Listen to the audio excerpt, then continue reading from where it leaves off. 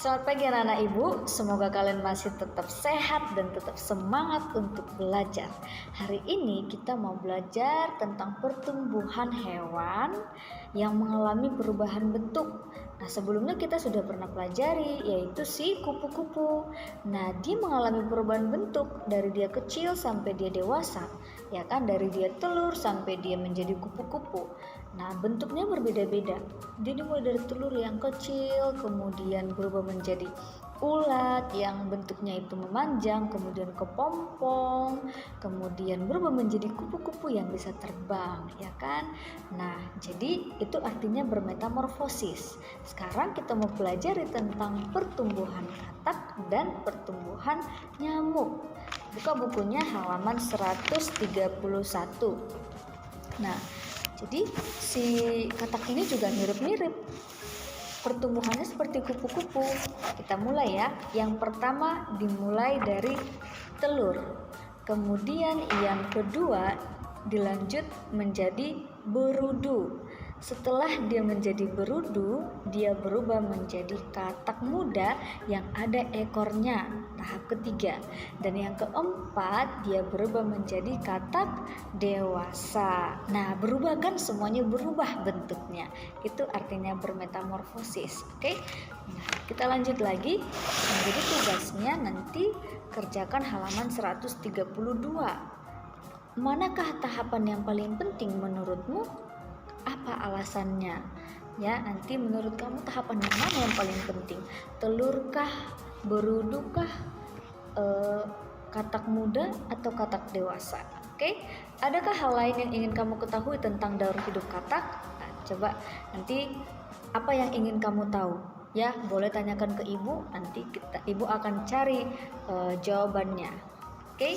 Kita lanjut lagi ke daur hidup nyamuk. Nah, nyamuk ini juga mirip. Dia dimulai dari telur karena dia berkembang biak dengan cara bertelur. Setelah telur dia berubah menjadi jentik-jentik, ya. Kemudian berubah menjadi pupa dan terakhir menjadi nyamuk dewasa. Kalau kamu lihat di genangan air, nah, misalnya kamu buat ada genangan air di belakang rumah, kamu perhatikan di situ biasanya ada telur nyamuk atau lebih terlihatnya ketika dia sudah menjadi jentik-jentik, ya. Nah, coba aja nanti di rumah. Jadi buat nanti sebuah praktek, boleh kamu buat, ya. Kalau misalnya kamu ingin bereksperimen, nanti kamu cari atau buat genangan air di belakang rumah, tetapi tetap hati-hati ya, tetap hati-hati. Ini tidak ibu paksakan, tapi kalau kamu ingin bereksperimen boleh ya, tetap hati-hati. Karena apa? Nyamuk itu dia itu adalah sarang dari penyakit, ya. Nah, sumber penyakit itu penyakit demam berdarah, dan demam berdarah ini bisa mengakibatkan kematian. Oke.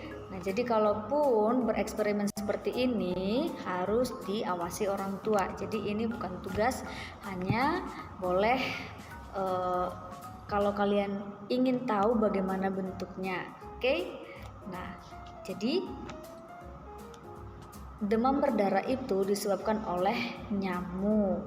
Nah, jadi kalau boleh pekarangan rumah, bukan kalau boleh, harus, ya kan? Pekarangan rumah itu harus selalu dibersihkan supaya tidak berkembang biak si nyamuknya. Oke, sampai di sini semoga kalian masih tetap ingat ya, metamorfosis artinya berubah bentuk, ya kan?